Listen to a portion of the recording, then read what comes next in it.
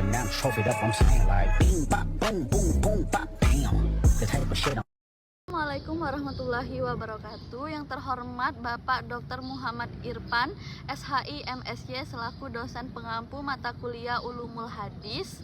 Sebelumnya perkenalkan, nama saya Cynthia Ramadhani dengan NPM 2421020050. Saya dari Fakultas Syariah jurusan Hukum Tata Negara kelas HTNC.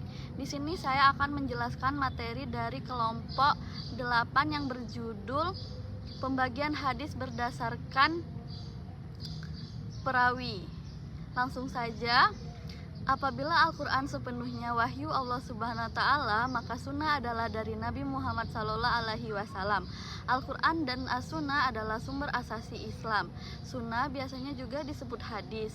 Hadis adalah keterangan-keterangan dari Rasulullah yang sampai pada kita. Apabila dilihat dari segi riwayat, penyampaian secara lisan sesuatu keterangan dari Rasulullah, maka menjadilah hadis yang mempunyai kualitas bertingkat-tingkat. Ada yang kuat, ada yang lemah, ditinjau dari segi kuantitas atau dari segi jumlah kuantitasnya. Beberapa ulama berbeda pendapat tentang pembagian hadis ini. Di antara mereka ada yang mengelompokkan menjadi 3 bagian, yaitu hadis mutawatir, masyhur, dan ahad. Serta ada juga yang membaginya menjadi 2, yaitu hadis mutawatir dan ahad.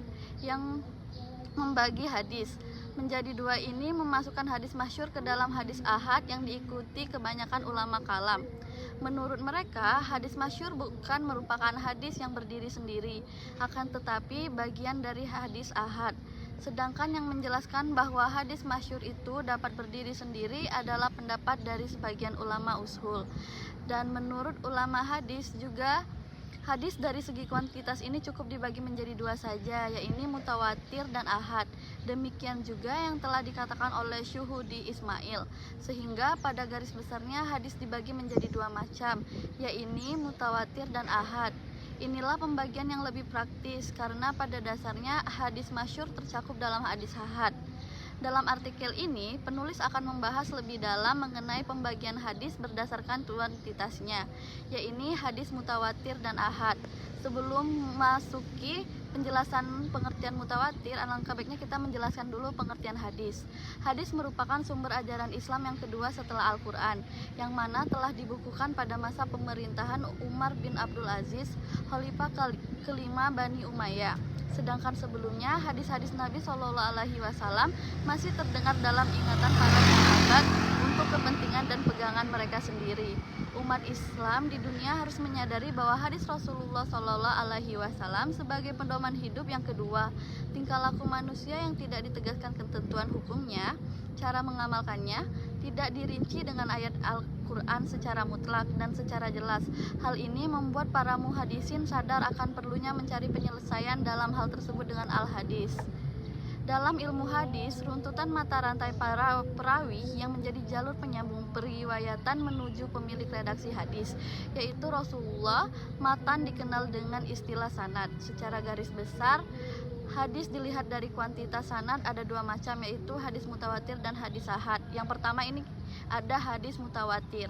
Dari segi bahasa, kata mutawatir itu berasal dari kata tawaatur, yang berarti datangnya satu setelah satu dengan adanya jarak antara keduanya, atau at-tatabu yang berarti beriring-iringan atau berturut-turut antara satu dengan yang lain.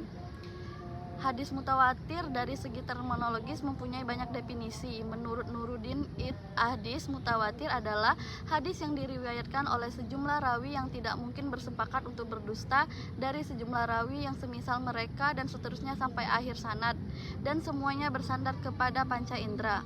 Suatu hadis dapat dikatakan mutawatir apabila telah memenuhi persyaratan sebagai berikut. A. Hadis yang diberikan oleh rawi-rawi tersebut harus berdasarkan tanggapan atau daya tangkap panca indera. Artinya bahwa berita yang disampaikan itu benar-benar merupakan hasil pendengaran atau penglihatan perawi. Yang B. Itu diriwayatkan oleh perawi yang banyak. Yang C. Itu bilangan para perawi mencapai suatu jumlah yang menurut ada mustahil mereka untuk berdusta. Adapun perbedaan itu adalah dapat dijelaskan sebagai berikut. Yang pertama itu ada Abu Thayyib menentukan sekurang-kurangnya 4 orang. Hal tersebut dikiaskan dengan sejumlah saksi yang diperlukan oleh hakim. Yang kedua itu ada Ashabus Syafi'i menentukan minimal 5 orang. Hal tersebut dikiaskan dengan jumlah para nabi yang mendapatkan gelar ulul azmi. Yang ketiga itu ada sebagian ulama menetapkan sekurang-kurangnya 20 orang. Hal tersebut berdasarkan ketentuan yang telah difirmankan oleh Allah tentang orang-orang kafir sejumlah 200 orang dalam surah Al-Anfal ayat 65. Bismillahirrahmanirrahim. Ya ayyuhan nabiyyu haridil mu'minina alal qital. Iyakum minkum isruna sabiruna yaghlibu mi'atain. Wa iyakum minkum mi'atu yaghlibu alfam minal lazina kafaru bi annahum qaumul la yafqahun. Artinya, wahai Nabi Muhammad, kobarkanlah semangat orang-orang mukmin untuk berperang. Jika ada 20 orang yang sabar di antara kamu, niscaya mereka dapat mengalahkan 200 orang musuh. Dan jika ada 100 orang yang sabar di antara kamu, niscaya mereka dapat mengalahkan 1000 orang kafir, karena mereka, orang-orang kafir itu adalah kaum yang tidak memahami.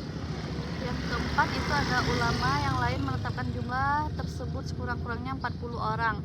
Hal tersebut dikiaskan dengan firman Allah surah Al-Anfal. Yang D itu seimbang jumlah para perawi sejak dalam tahabakot atau lapisan atau tingkatan pertama maupun tahabakot berikutnya. Hadis mutawatir yang memenuhi syarat-syarat seperti ini tidak banyak jumlahnya. Para ahli membagi hadis mutawatir itu menjadi 2 bagian, yaitu mutawatir lafzi dan mutawatir manawi. Yang pertama itu ada hadis mutawatir lafzi, adalah hadis yang diriwayatkan oleh orang banyak yang susunan redaksi dan maknanya sesuai atau benar. Contoh hadis mutawatir lafzi itu ada Rasulullah Shallallahu Alaihi Wasallam bersabda, barang siapa yang sengaja berdusta atas namaku, maka hendaklah ia bersedia menduduki tempat duduk di neraka. HR Bukhari. Yang kedua itu ada hadis mutawatir manawi. Hadis mutawatir manawi adalah hadis yang lapas dan maknanya berlainan antara satu riwayat dengan riwayat lainnya, tetapi terdapat persesuaian makna secara umum atau kuli.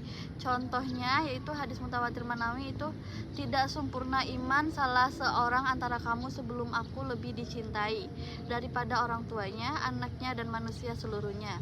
Secara bahasa, ahad artinya satu. Hadis ahad berarti hadis yang diriwayatkan oleh satu orang, tetapi dalam makna istilah tidak memenuhi syarat-syarat mutawatir. Hadis ahad itu adalah hadis yang jumlah rawinya tidak sampai pada jumlah mutawatir, tidak memenuhi syarat mutawatir, dan tidak pula sampai pada derajat mutawatir. Hal ini dinyatakan dalam kaidah ilmu hadis, yaitu hadis yang tidak sampai jumlah rawinya kepada jumlah hadis mutawatir, baik rawinya itu seorang, 2, 3, 4, 5 atau seterusnya. Dari bilangan-bilangan yang tidak memberi pengertian bahwa hadis itu dengan bilangan tersebut masuk ke dalam hadis mutawatir. Berikut adalah pembagian hadis ahad. Yang pertama itu ada hadis masyhur. Al-syuhrah atau kemasyuran secara etimologis berarti tersebar dan tersiar atau populer. Adapun pengertian asyuhra dalam kaitannya dengan hadis masyhur menurut istilah ahli hadis, yaitu menurut Al-Hafiz Ibnu Hajar, contoh hadis masyhur yaitu setiap muslim adalah saudara muslim yang lain. Yang kedua itu ada hadis aziz. Asal kata istilah ini menurut bahasa berarti kuat. Pengertian lain mengenai hadis aziz adalah hadis yang diriwayatkan oleh 2 orang, walaupun 2 orang rawi tersebut terdapat pada satu tobaqo saja. Kemudian setelah itu orang-orang pada meriwayatkannya. Contoh hadis aziz yang pertama itu ada, tidak sempurna iman salah seorang di antara kamu sebelum aku daripada orang tuanya, anaknya, dan manusia seluruhnya. Hadis ini diriwayatkan oleh Syaihani dari Anas dan Al-Bukhari. Meriwayatkannya melalui jalan lain dari Abu Hurairah. Hadis ini dari Anas diriwayatkan oleh Qatadah dan Abdul Aziz bin Suhaib. Dari Qatadah diriwayatkan oleh Syu'bah dan Sa'id. Dari Abdul Aziz diriwayatkan oleh Ismail bin Ulayyah dan Abdul Waris, dan dari masing-masing rawi terakhir ini diriwayatkan oleh jemaah. Yang ketiga itu ada hadis gorib. Gharib menurut bahasa adalah orang yang menyendiri, mengasingkan diri, atau orang yang jauh dari sanak keluarganya. Menurut istilah muhadisin, yang dimaksud dengan hadis gharib adalah yaitu hadis yang menyendiri seorang perawi dalam periwayatannya. Hadis yang demikian dinamai gharib karena ia seperti orang asing yang menyendiri dan tidak ada sanak keluarga di sisinya, atau karena hadis tersebut jauh dari tingkat masyhur, terlebih lagi tingkat mutawatir. Contohnya itu hadis tentang niat yang diriwayatkan dari Umar bin Al-Khattab radhiyallahu anhu yang diriwayatkan oleh Imam Al-Bukhari. Yang terakhir itu ada kesimpulan. Hadis sebagai sumber hukum Islam kedua setelah Al-Quran memiliki kedudukan yang sangat penting dalam kehidupan umat Islam. Hadis tidak hanya berfungsi sebagai pelengkap, namun juga sebagai penjelas terhadap ayat-ayat Al-Quran yang membutuhkan penafsiran lebih lanjut, terutama dalam aspek-aspek hukum, ibadah, muamalah, dan akhlak.